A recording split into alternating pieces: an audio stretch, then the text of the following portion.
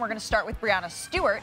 The two-time Finals MVP is headed back to the Seattle Storm on a one-year Supermax deal, the team that drafted her #1 overall in 2016. And also, it was reported earlier today that the reigning MVP, Jonquel Jones, has signed a core qualifying offer to return to the Connecticut Sun on a 2-year deal. She led the Suns to a league-best 26-6 record last season. And then the Aces, they head into free agency with some decisions to make after hiring Becky Hammon to be their head coach. And Liz Cambage is an unrestricted free agent, and 2020 MVP A'ja Wilson is a restricted free agent. But take a look at what Liz Cambage tweeted earlier. Yes, the WNBA, where a head coach can get paid 4 times the highest paid player's Supermax contract. And y'all think I'm going to spend another season upgrading my seat on a flight to get to games out of my own pocket. Whew, all right. So for more on this tweet and all things WNBA Free Agency, LaChina Robinson joins us in studio. Hey, LaChina. Hey, Malika. Thank you so much. Well, what a way to start out, and a lot to talk about. Today is free agency day in the WNBA. LaChina, Holly Rowe with us, also Carolyn Peck. And that's where we start with Liz Cambage and those comments, Carolyn. When you hear that, when you read that, what comes to mind for you? The biggest thing that I really recognize from that is that Mark Davis invested in a woman coach. Paying Becky Hammon $1 million is demonstrating where the WNBA needs to be in going after and getting quality coaches. Becky Hammon spent 15 years in the WNBA as an undrafted player, made her way, became one of the greatest of all time. Becky Hammon earned every penny she's about to get paid because of her lifetime work in the WNBA. And players like Liz Cambage got paid more because of some of the work Becky Hammon did. So let's celebrate a woman getting $1 million contract in the league instead of women tearing each other down. Preach. Definitely don't want to lose the headline as far as Becky Hammon, but I do understand Liz Cambage's point of the coaches getting paid more than the players. Something there has to change. All right. So the other thing that Malika just mentioned, Jonquel Jones re-signing with the Connecticut Sun.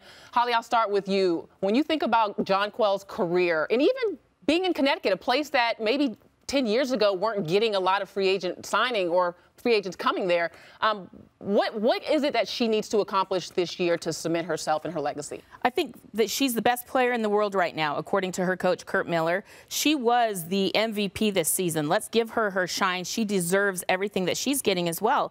And Jonquel Jones, all she needs to do is keep winning more in the playoffs. She was a game away from the WNBA Finals 3 years ago.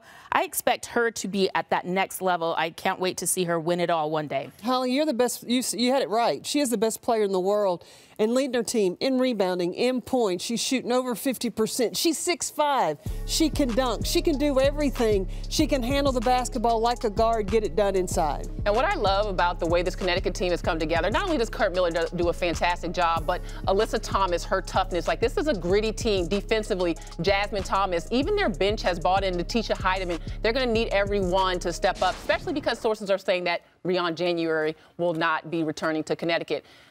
But guess who they might get? We are hearing that Courtney Williams will sign with the Connecticut Sun. She was on that team that was a game away from the WNBA Finals. Add a little sass to Connecticut. Jonquel, Courtney, I'm all in. Well, they say never go back to your ex, so I don't know. We'll have to talk about that. So in other news, Breanna Stewart did return to the Seattle Storm, but surprisingly on a one-year deal. What do you make of that, Carolyn? Well, I think that because there's talk of that they have cored Jewel Lloyd to 2 years, so they couldn't accord her, and so she only has a one-year deal. And I think, too, Stewie's from New York.